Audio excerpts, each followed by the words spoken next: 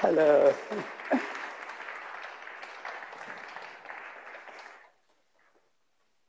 Well, good evening, everyone, and welcome. It's so wonderful to see everybody here, and it's my great pleasure to welcome you here to the Great Hall at Dartington and to introduce Satish Kumar this evening for this evening's Earth Talk. My name is Pavel Senkel. I'm the head of Schumacher College and director of learning here at Dartington Trust. And for the first time, I think in Dartington's history, we're doing both a live session here, and so welcoming our audience here, as well as live streaming this session online to people all around the world. So welcome to everybody who's watching the live stream. And as we've done with our Earth Talks throughout the summer, we invite those folks who are watching online to participate and leave comments and questions in the chat on the sidebar, and we will get to those when we have a question and answer session at the end of Satish's talk. And I think, Satish, it was about a year ago exactly that I introduced you on this stage last time. And it was my first few weeks at Dartington. Yeah. And, so much has changed in that year. I don't want to dwell, but for all of us, the world has changed in that past year. And I don't need to dwell on that or go into those details. We're all quite aware of what has happened. But I do want to underscore that the change in that year, the uncertainty of the world, has made Satish's words and spirit, sentiment, and ideas that much more important, I think. As we read his words, listen to him tonight, those folks who are on the course with Satish in June this weekend, all of those ideas and concepts are so important in such a changing world. Now, I wanted to share also that in this world, we welcomed 75 new master's students last week to the Schumacher College and Dartington Art School programs, and which was so surprising. We had overwhelming response to our programs. We had to turn people away, put them on wait lists. Perhaps it's this world, the changing world, that has caused people to seek transformational learning experiences like the ones we offer here at Dartington. And I had the great pleasure of working with some of those students over the past couple of weeks, and this Wednesday I facilitated a session with students on walking and on feeling, thinking, moving their way through landscapes. And as these students are all online and all over the world, from here in Devon to New Zealand, Vancouver, Nova Scotia, and everywhere in between, they were walking and feeling and moving their way through landscapes that are quite different from this one. And then we would get together and share those experiences. And I thought, and I shared with the students, this is really about using head, heart, and hands to engage with the world around you. And those were the words that, Satish, you found fundamental when you first started Schumacher College 30 years ago. And it's those words and that idea that keeps students coming back to Dartington, Schumacher, Art School, for these transformational learning journeys that they come and share with us. And I was thinking during that course that I was reminded of a sentence from Satish's book, Soil, Soul, and Society, where he writes that there's nothing in the universe that is not in you, and there's nothing in you that is not in the universe. And as we were talking with students about walking and moving across boundaries, I thought that's one thing that I've really learned and taken away from Satish's work that has helped me through this year, is to recognize how these boundaries that we perceive between ourselves and the universe, between ourselves and one another, between ourselves and the world, they're all just made up. And once we realize that, I think that's one really big step forward toward building a truly ecological and regenerative world for the future. And so I look forward to your talk, and Satish, it's all yours. Thank you very much. Thank you. Thank you. Thank you. Yeah. Yeah, that's good. Yeah. Thank you, Pavel, for such warm introduction. And it's a great pleasure to be introduced by Pavel. He now, under his leadership, Dartington is changing for the better. And particularly this new School of Arts. We used to have College of Arts, which closed, but this new School of Arts is even sort of more in tune with the time, our time. And the Dartington Hotel which was more a commercial operation, is now changing into a school of arts. So Schumacher College and art school together, whole of Dartington, becoming a learning center, which is a wonderful new development. And I'm very excited and delighted with that. And this evening, is the sound okay? Not too loud? Is it a bit too loud? Could you do a little bit less loud so it's not so echo? This evening, I'm going to talk about a little bit about COVID crisis and how crisis can also be an opportunity. For far too long, humanity has considered itself as very powerful.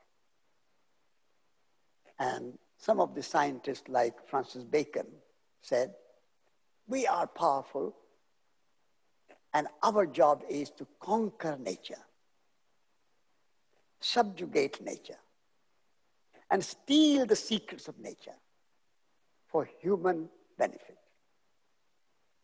So nature is simply or merely a resource for the economy, for profit, for production, for consumption. So we have been taking more and more and more the homes of other species. We have been thinking, humanity as a whole, particularly the modern 200 years of industrial, materialistic paradigm, that we are superior species, humans. And all the other species are there for human use.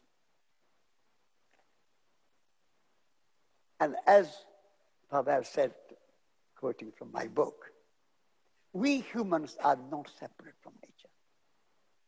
And this, for me, is the message of coronavirus and COVID-19.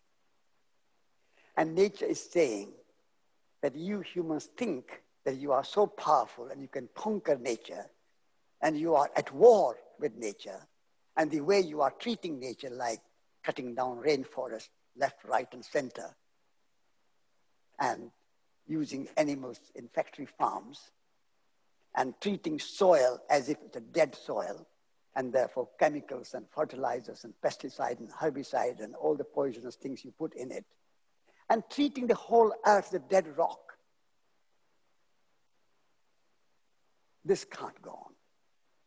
This, to me, is the message of COVID-19. We have to become humble. The word human comes from soil. In Latin, the word for soil is humus. And so Adam is the same. The word Adam means soil. So we have come from the soil. We are made of soil. Our body is made of food, and food is soil transformed. At this moment, autumn, harvest time, beautiful apples on our trees, and all the other fruit we are harvesting, all that fruit and vegetables and grains are soil transformed. And so we are made of soil. We are made of earth, air, fire, water, and consciousness. And earth, everything upon this earth, animals and forests are made of earth, air, fire, water, and consciousness. The earth is a living organism, not a dead rock. And this is the lesson we have to learn from this COVID crisis.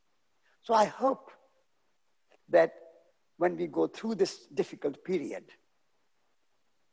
we wake up and we live differently.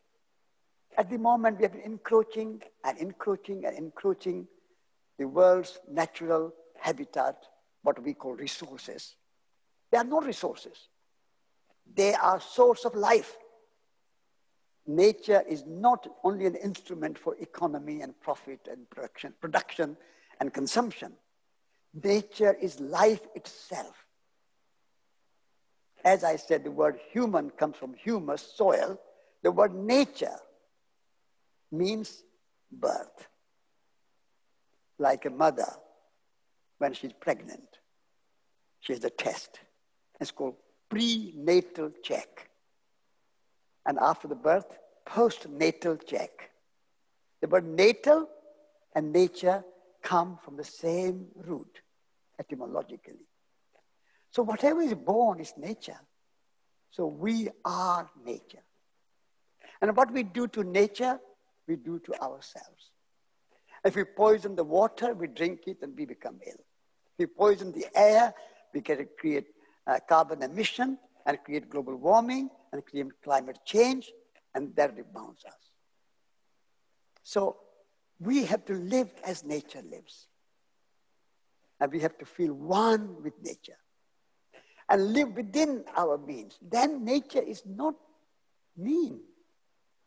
Nature is abundant. Look at our Devon apple trees.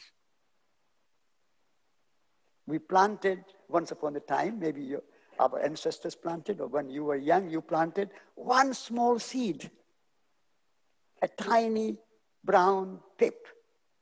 And that one seed became a tree. That is the generosity of nature.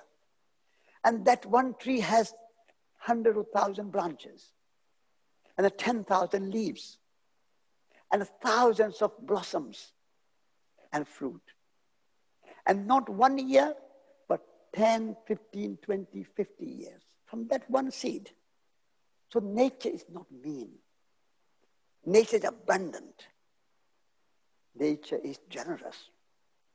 We have plenty to celebrate, enjoy, eat, drink, enjoy, but within the constraints of nature. All this building and building and building, the industrial estates, the business parks, the airports, the motorways, and never end. There is no limit to our infrastructure. We don't think that this is enough. It's never enough. And government wants more and more and more encroaching.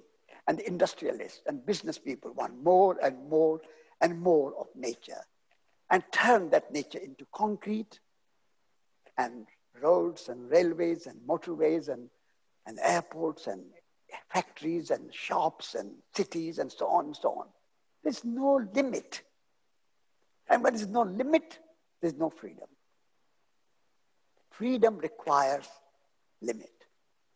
A river can flow freely within the limits of two banks.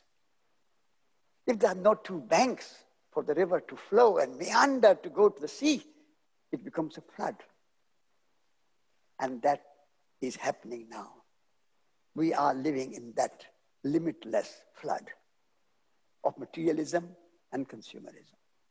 And we humans are no longer anymore sort of in charge of that process either. The industrial, self-perpetuating, this machine is continuing, never stops, 24 hours, 7 days a week. It's so hungry, the mechanical process is so hungry that whether you need something or not, it keep producing. And nature has become resource, an instrument, a means to production and consumption and profit and economy and economic growth. Humans have also become slaves. We started as conquerors of nature, and now we have become the slaves of industrial, mechanistic growth, production, consumption, slave of that system. But the human well-being, and as human well-being, the well-being of the planet Earth should be at the center of our thinking. the center of our philosophy, the center of our politics, the center of economics. Economy should be the means to an end of human well-being and planetary well-being. Whereas now humans have become the instruments and nature has become the instruments of this materialistic juggernaut of production, consumption, and economic growth.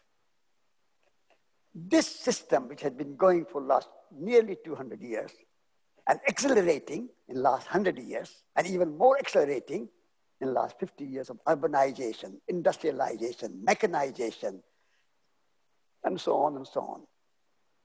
This is, and if you have watched the program presented by David Attenborough,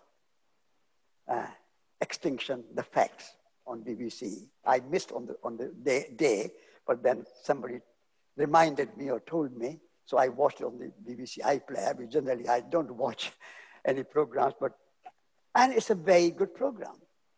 And David Attenborough, a giant of nature programs, he never spoke about these issues before, or not for a long time. But now he has said that the scientists, and not only him, but a number of scientists are waking up. But our political system, our economic system, and the economy is stupid. So we are all stupid. Economy is the wise. And so in the name of economy, what scientists say, what ecologists say, what spiritual people, wise people say, nothing matters. Economy has become such a ruler of our life.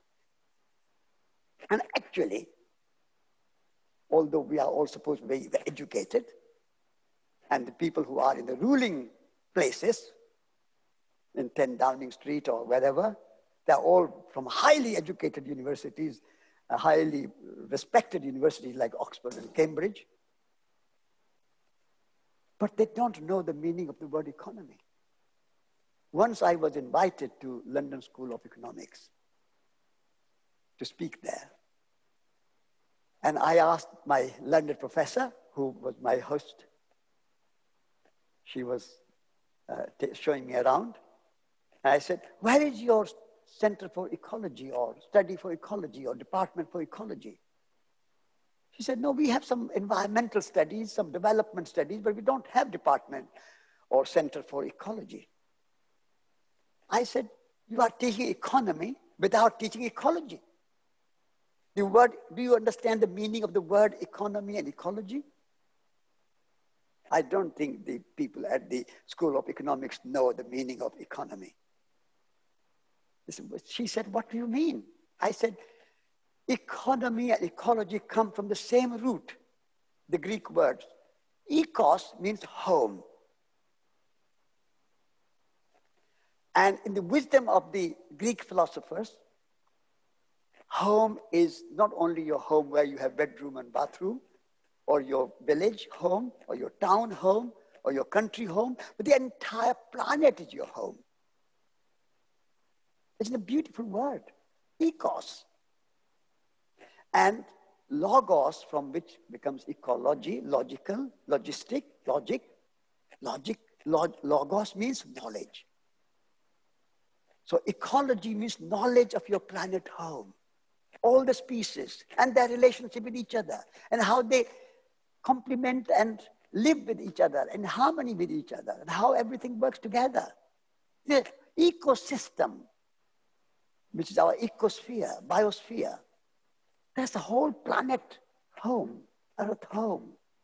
What a beautiful word. And economy is also a very beautiful word. Economy means, nomos means management of home. So I asked the professor at the School of Economics, please tell me, you are not teaching the knowledge of home, but you are teaching management of home. How somebody is going to manage something they don't know? You have to have a knowledge of something what you are going to manage. So I suggested to this London School of Economics that please think of changing the name of your university. Call it LSEE, London School of Ecology and Economics, and you will be famous. The whole world will write about it. But they are not that courageous. So what I mean to say, the story, the meaning of the story is that the so-called economy that our government and our prime minister and our chancellor and our industrialists and our business leaders and even our trade union leaders, all they talk about economy, they don't mean economy. They don't mean management of planet home. They only mean money. The economy has turned denigrated, debased. The meaning is lost. And now they think the economy means movement of money, profit. Money is only a means to an end, means of exchange. Money is a good invention if it's a means to an end. But when money becomes the end, the goal, and everything else in the service of medicine to make money, education to make money, production to make money. Whether you need or not, buy, because it will make money. So when money becomes the master and humans and nature become the means and the servant of money, then you have a COVID crisis. Then you have a coronavirus. Then you have encroachment of wild habitat. Then you have all these wild creatures become part of human food chain. And then with the wet market in China or encroachment in Brazil or in America or wherever it is.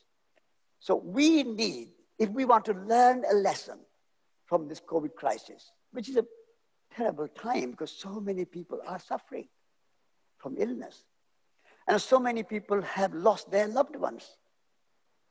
So this is a kind of crisis which is painful and we are suffering from it, but we have to see what is behind it and how we can live a beautiful, congenial, happy, joyful, abundant life, but without any encroachment of wildlife.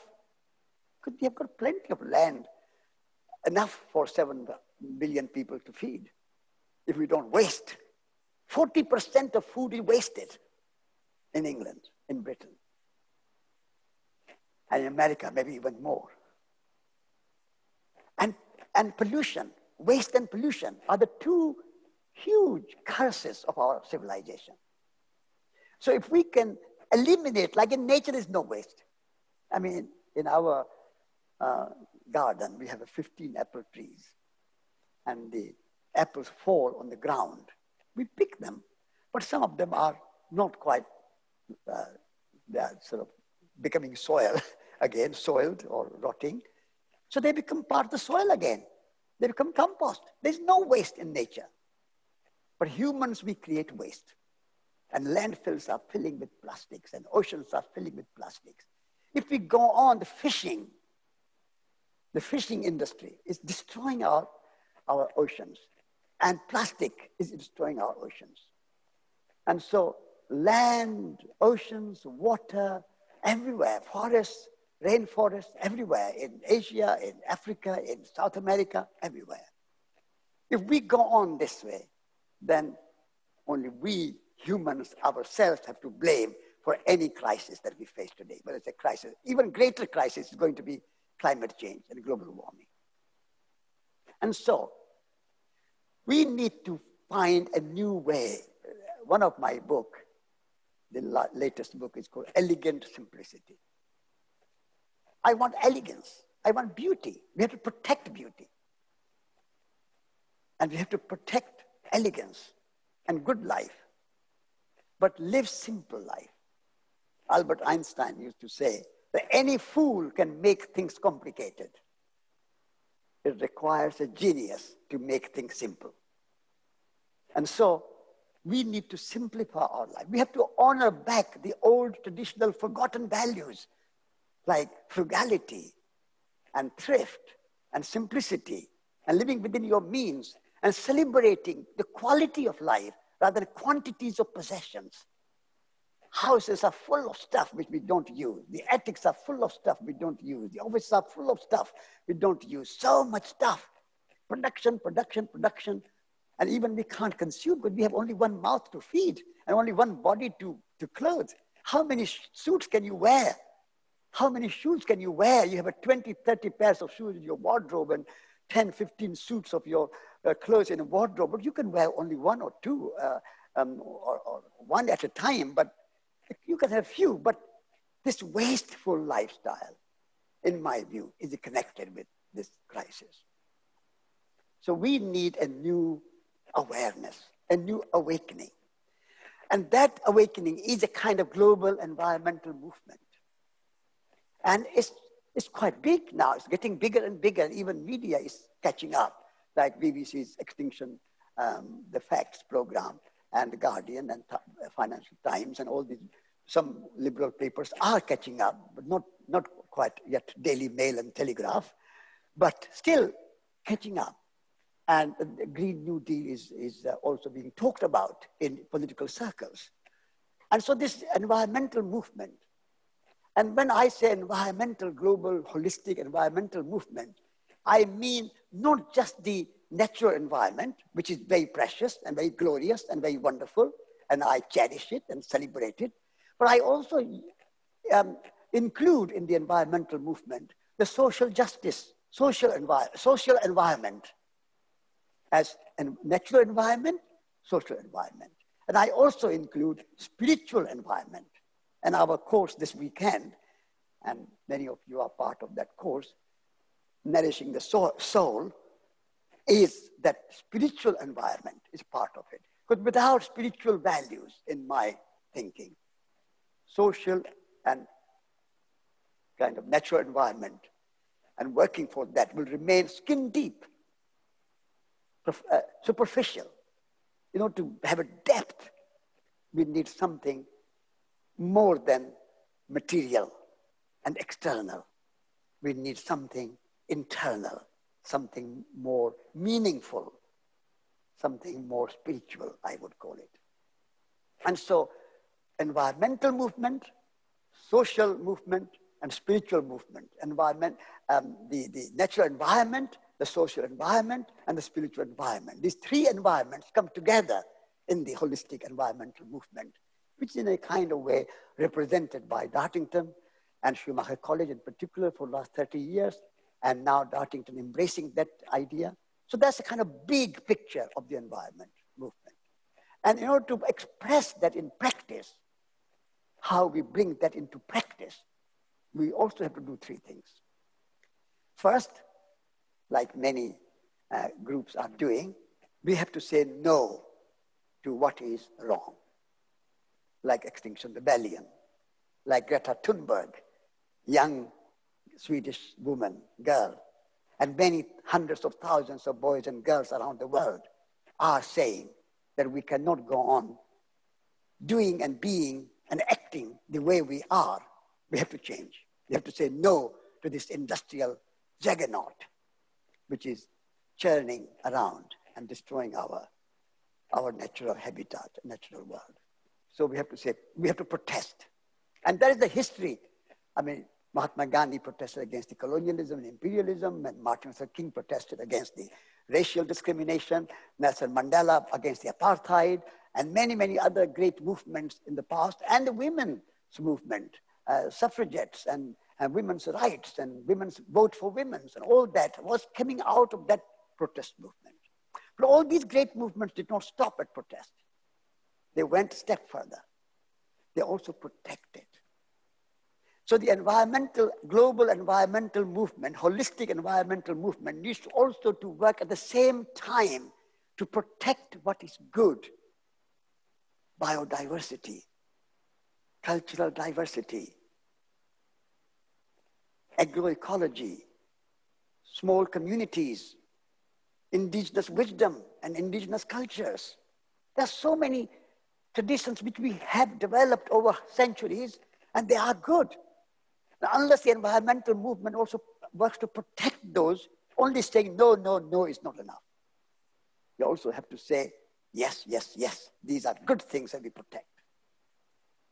And also we need a third step, which is also, I learned from Mahatma Gandhi and Martin Luther King people like of that nature, that we have to create alternatives.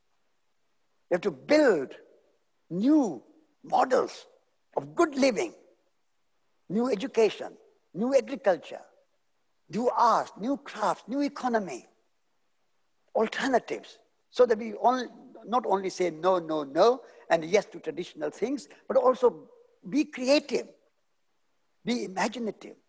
This is why Schumacher College is an example of creating something new, building something new, so that we can show that this Oxford and Cambridge and all these kind of educational system, which are producing these intellectuals and industrialists who are going out to succeed for themselves, but destroy the world and planet, be a new kind of education, new kind of schools, new kind of agriculture, as our gardens here show, that we can grow good food.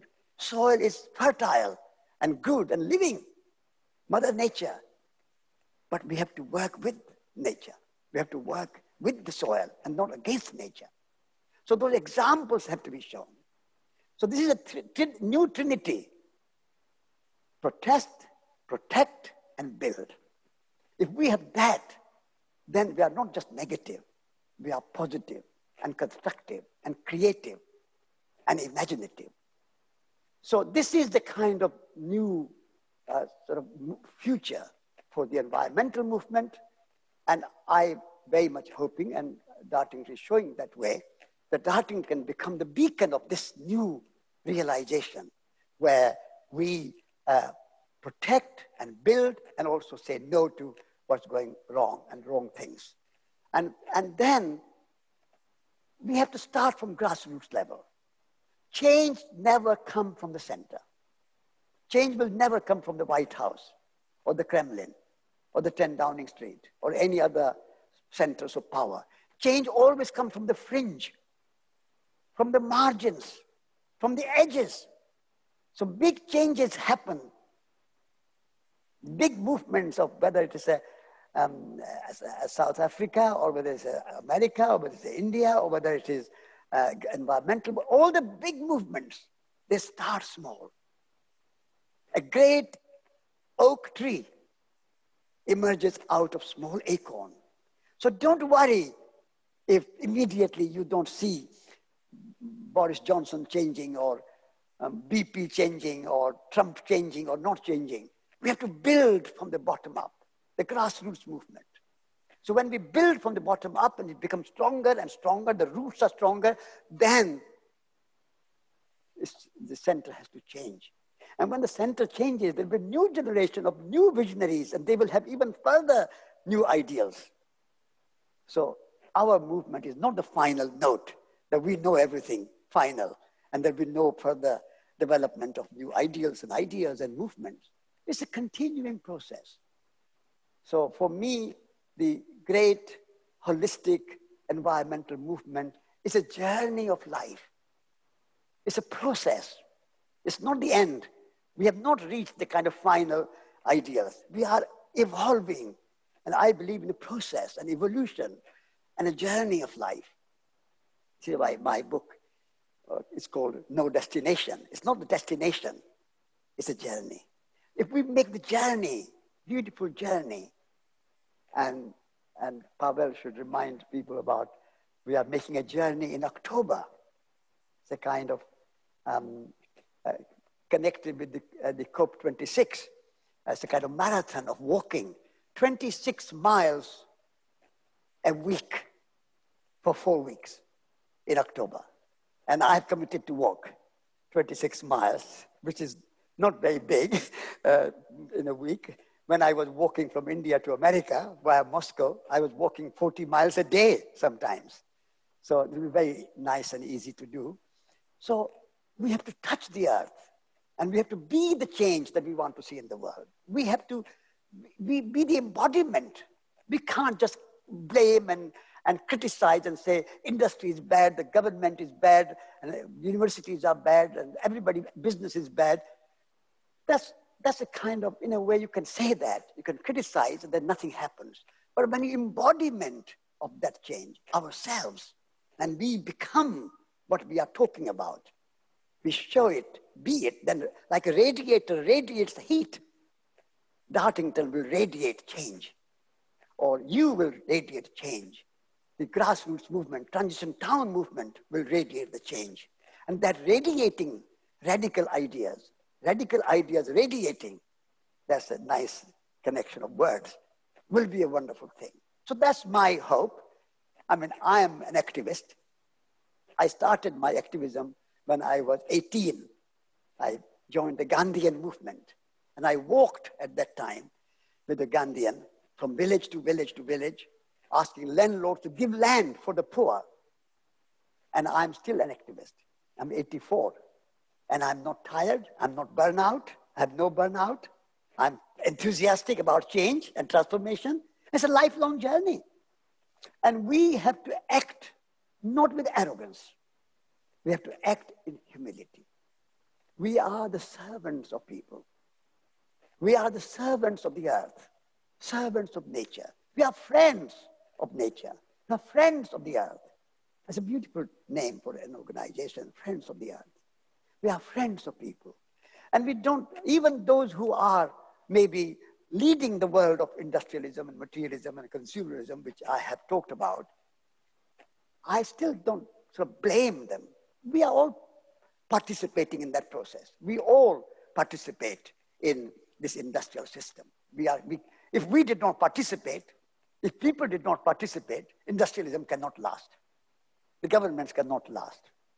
Economy cannot last, because we are all part of that. So we have to change, be the change that we want to see in the world. We be the embodiment and kind of be radiators. So if we can do that, then we are on a journey of life. We are on a journey of transformation. And we can feel that that has in itself intrinsic value. Being an activist is in itself has its own value. We don't have, what results will be, I don't know. I mean, we started Schumacher College 30 years ago. We have hundreds and few thousands of students around the world. Many of them are doing wonderful things. But when we started, we didn't know what was the result. Results are not in our hands. They are in the hands of the universe. But action is in our hands. We can do good things in sincerity and integrity and commitment and dedication, with love, with humility, with friendship. With every action should be an act of love. So this is kind of vision that I want to present to you as opportunity. This critical time we are facing of COVID crisis and coronavirus, this is a crisis, but this crisis offers us an opportunity to live differently, to be differently, to act differently, to speak differently, to eat differently, to wear clothes differently, and bring back local economy and more local good food and healthy food and not junk food. So if we can learn something from this COVID crisis, then even in these difficulties, I will say there is a kind of little silver lining in this difficult time. But if you miss that opportunity and go back to business as usual and the normal life, which was not really good normal, we have missed the opportunity. So this is what I would like to consider. Thank you very much.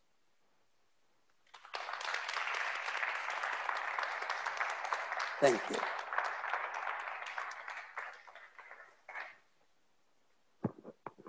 Okay, so we are open for questions now. So I think we have time for questions, plenty of time. Yeah. Do you want to have a seat? I can, I can sit here with you if you want, or however you like. Yeah, we can, sit down, So are there any questions for Satish from the audience? I think we have a roving microphone. If you want to put your hand up and.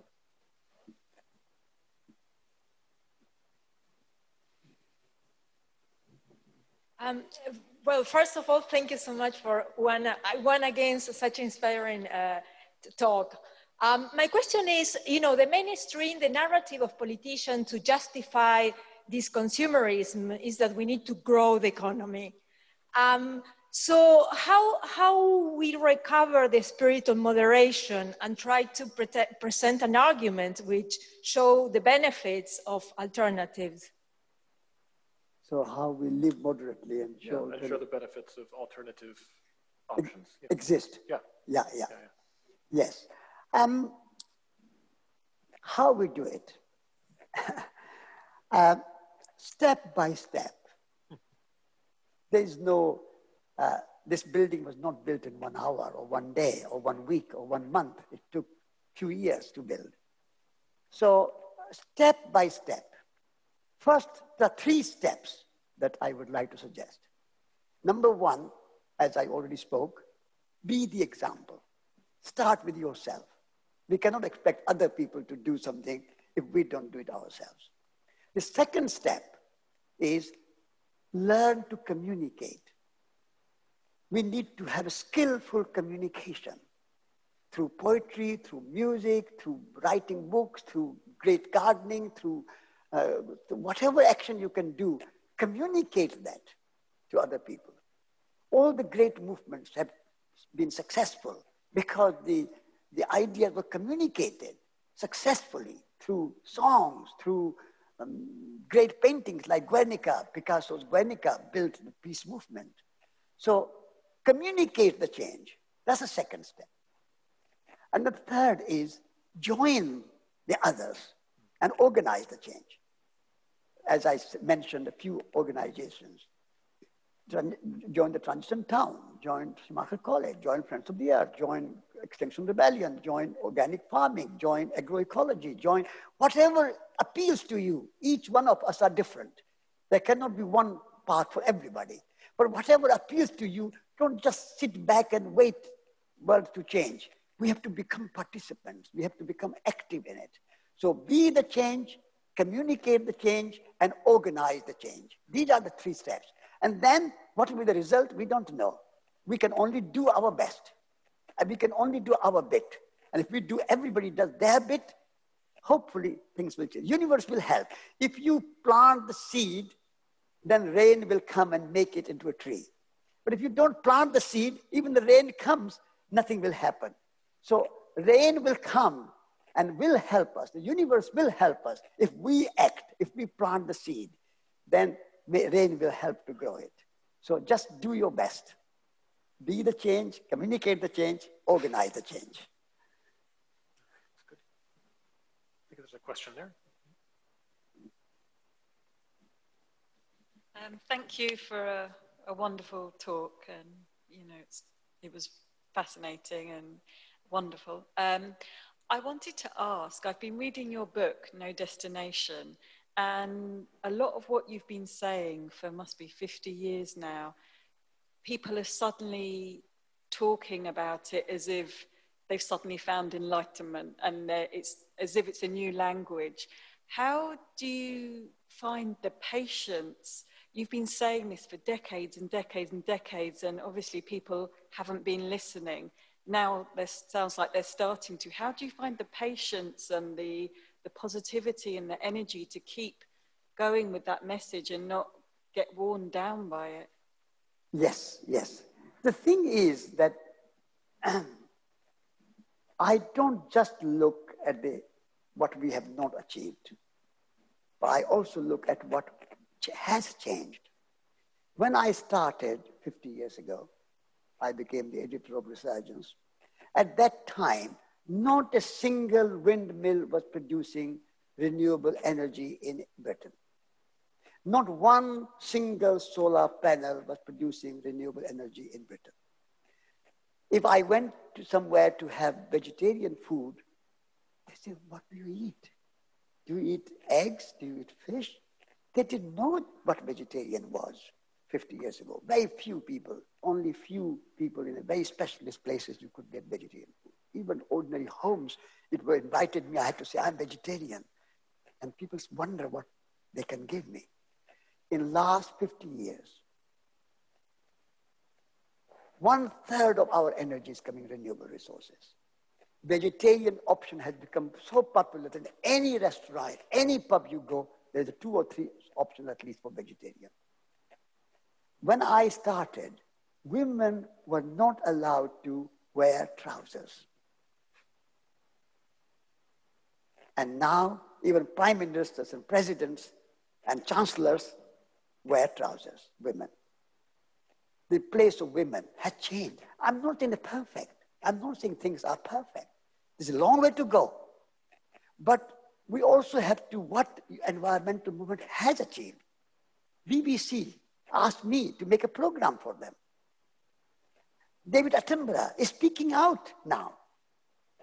50 years ago, David Attenborough was making very neutral, scientific, objective, looking at nature like an object. He has changed. And this Extinction Defects program is an example. So we should not look only the negative, what we have not achieved. We also look at what we have achieved. Just look in my lifetime, India became independent. At that time, during this time, at that time when Britain was the colonial power, sun never set under British Empire. It was so big. Where is it now? When I walked through Soviet Union, communist regime, so powerful, Red Army, so powerful, the whole empire of the Soviet republics. And Berlin Wall, I crossed through Berlin Wall. Where's the Berlin Wall now? Where's the Soviet Empire now? I was protesting against the apartheid. Where's apartheid now? I met Martin Luther King. He's assassinated, but nobody could have believed at that time that a black man could go in the White House. But Obama was president. So things have changed. We are moving forward, but a long way to go. Still, global warming, climate change is a big issue. Still, pollution of our soil and chemicals and fertilizers is a big issue. Still, women's rights are not quite what we want. Still, black are not as they should be. Long way to go. But problems are good to have. But problems are there. We cannot wish them away like this, magic. But we have opportunity.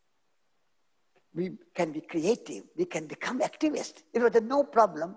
The black and whites were equal, and women and men were equal, and land was treated properly, and forests were treated properly, and everybody was vegetarian, and everybody lived peacefully. Then we have nothing to do. So it's good that we have these problems so we can be activists. A Buddha was an activist. Jesus was an activist. Martin Luther King was an activist. Mother Teresa was an activist. You are an activist. I'm an activist.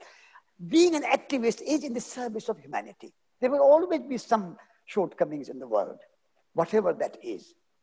Once upon a time, there was a slavery, but that come to an end. And now we are pulling down the statues of Colston and so on in Bristol. So what makes me continue is also to see the positive side of what humanity has been able to achieve. And I have a faith and hope that humanity will rise to challenge and will change. So let's not give up our hope, and let's keep acting.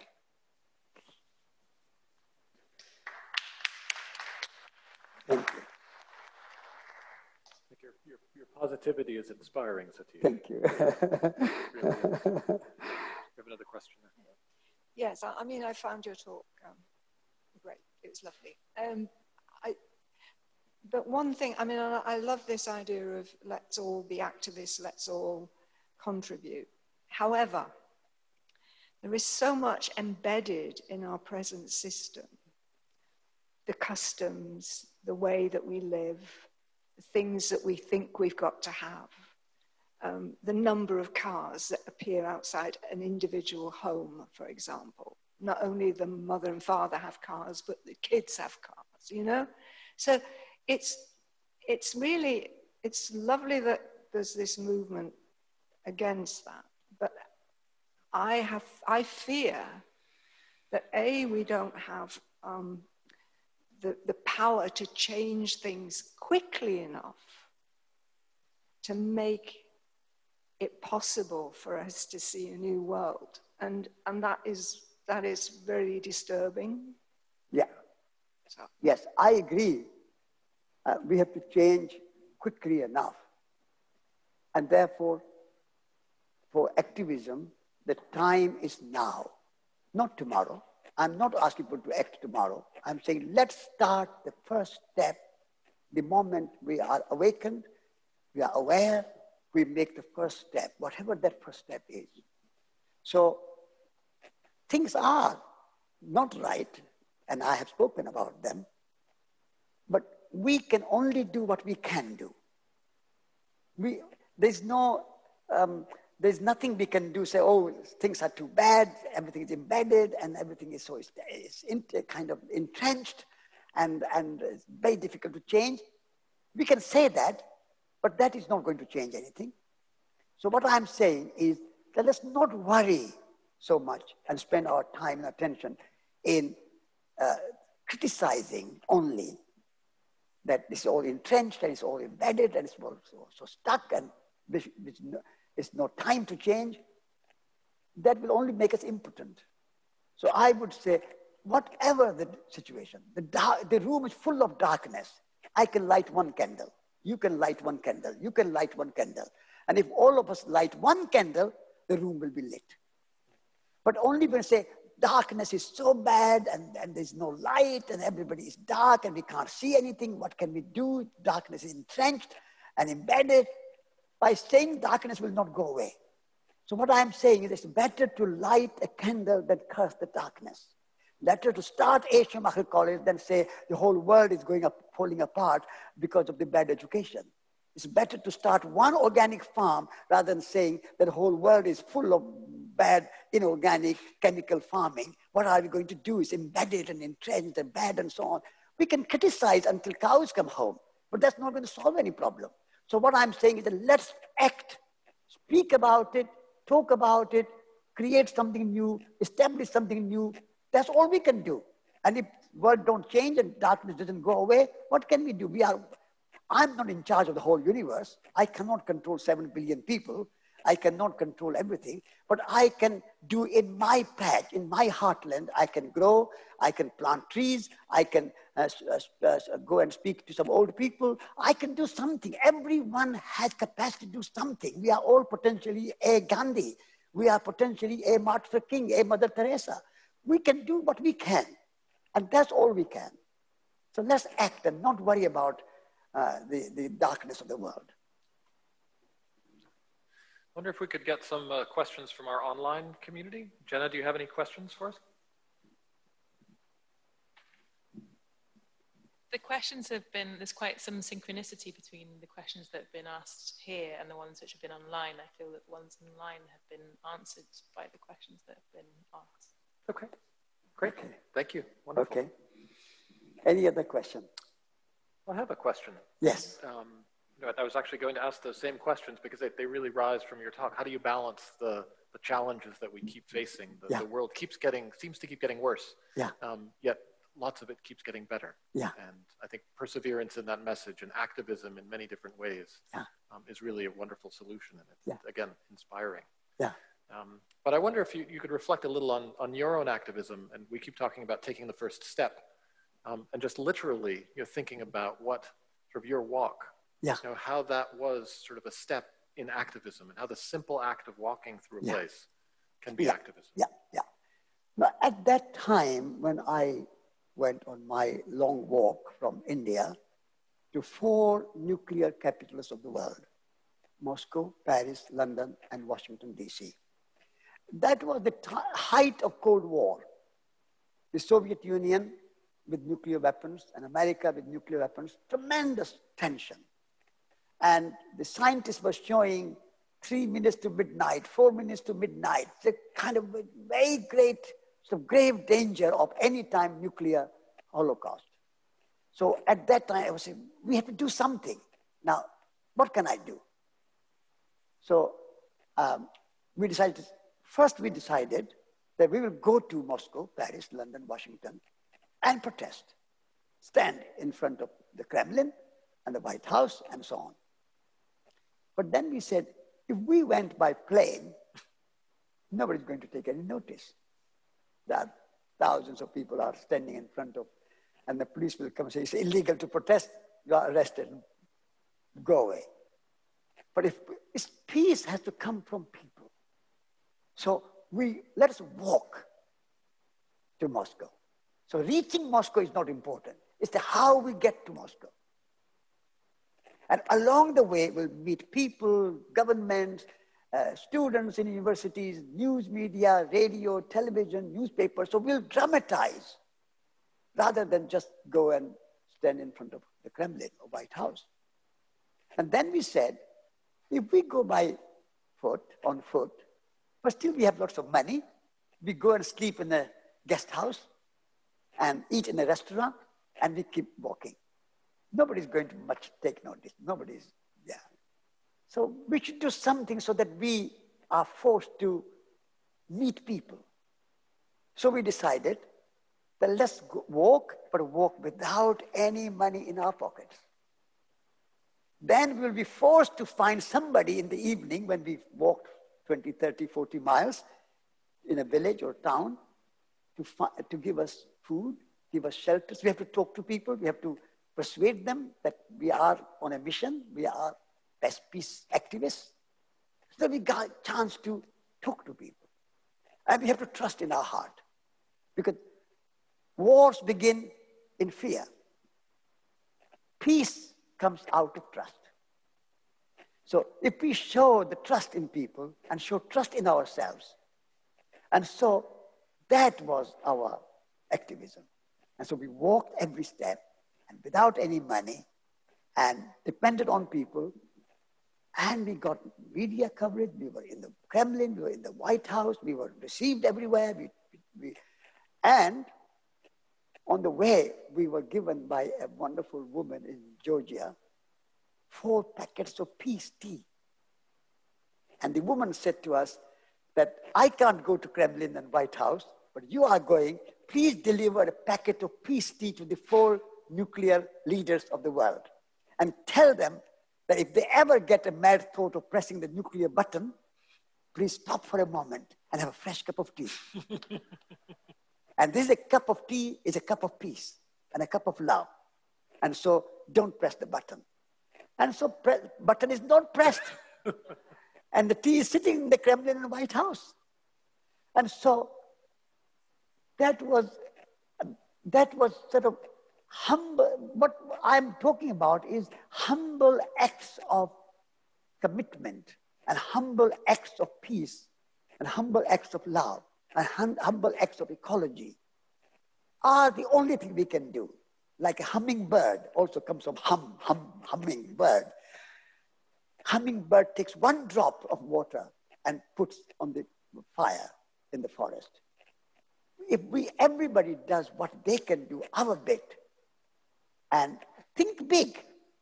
And I'm thinking big. I want to see the whole world becoming ecological and sustainable and spiritual and holistic and loving and peaceful. Think big, but act locally. Act under your feet. Do what you can with your small body and whatever you can do with your small pen. Write your books or write a poem or walk even 26 miles a week in October. Whatever you can do. Don't wait for some Messiah to come and change the world. You are the Messiah. Every one of you are the leader. So I took my responsibility and walked. And then I took my responsibility to edit the magazine. I took my responsibility to write the books. I take my responsibility even at 84. I'm not retiring and I'm being activist. So only I can do is act out of love.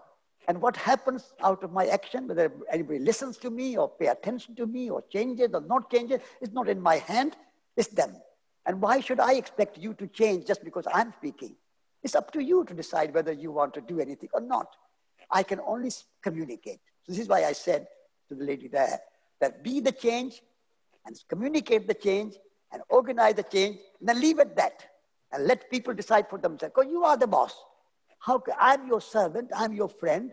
I can only speak my words and say to people that these are perhaps for you to consider ideas, but let people decide for themselves. And they have to decide for themselves if what we are saying, the environmental movement is saying, is acceptable to them or not. We have no monopoly on truth, but we can speak our truth from the sincerity and integrity from our heart. Wonderful, thank you. Yeah. Thank you, Satish. We may have time for one last question, if there is one. Great. All right. Well, thank you, everyone, for coming. Thank you, Satish. It's been a wonderful evening. Thank you, thank you, thank you, thank you, thank you, thank you, thank you, thank you, thank you, thank you, thank you, thank you. We will, before you leave, just a reminder that this is one of many Earth Talks, and please check dartington.org, the website, for what's coming up next. Satish and June are also teaching a course this weekend. There are many other short courses coming up this autumn, some online, some in person, some in residence, some day courses. Please check the Schumacher College website, the Dartington Art School website, and all of the web pages for all the information. So thank you again for coming. Enjoy the rest of your evening. Thank you. Satish. Thank you. Okay, thank you. Thank you. Thank you. Thank you.